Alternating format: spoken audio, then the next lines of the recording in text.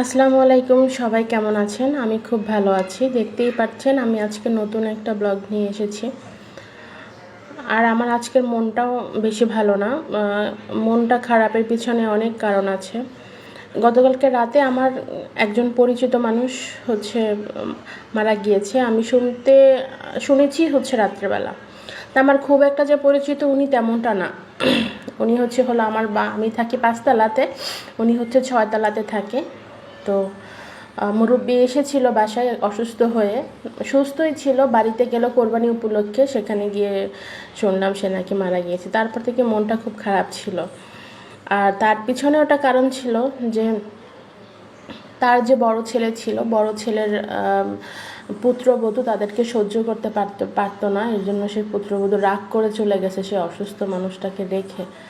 মানুষের জীবন কত ছোট, এই জীবনে কত রাগ, অনুরাগ, ক্ষোভ, এগুলো মনে হয় কি মানুষের জীবনে মানে ধেয়ে আসতেছে। কারো মধ্যে অনুনয় বিনিময় কিছুই নাই। কি আর করার, সময় তো থেমে থাকবে না, কাজ তো বসে থাকবে না, কাজ তো করতে হবে, যেহেতু সংসার আছে, সন্তান আছে, কাজ তো করতেই হবে। শাক ভাজি করলাম, শাকটা ভেজে নিয়ে নিলাম খুবই সামান্য কিছু ইনগ্রেডিয়েন্টস দিয়ে, একদমই সামান্য কিছু, একদম মরিচ, পেঁয়াজ, তেল, লবণ এসব দিয়ে। তারপর একটু মাছটা নিয়ে আসলাম মাছটা ভাজার জন্য। এই তো মাছটা ভেজে নিচ্ছি। আমার মেয়ের আবার তেলাপিয়া মাছটা পছন্দ, একটু বড় সাইজের মাছ, এটা ভেজে নিচ্ছি। ভেজে নিয়ে চিন্তা করলাম যে ওর একটু খাওয়াবো। ওর বাবা তো দুপুরবেলা আসেন, আমার মনটাও বেশি ভালো নাই। চোখের সামনে মনে হয় যে এই মানুষটাকে গত পরশু দিনকে আমার বাসায় এনে রাখলাম, সিঁড়ি দিয়ে উঠতে পারতেছিল না। মানে মনটা খারাপ হয়ে গেল যে এরকম মারা গেল।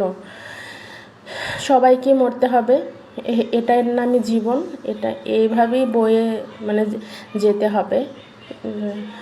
যে যেখানে আছেন আমার জন্য দোয়া করবেন, আমিও সবার জন্য দোয়া করি, সবাই যেন সুস্থ থাকেন এবং সবার শ্বশুর শাশুড়ি সবাইকে খেয়াল রাখবেন, ভালো রাখবেন।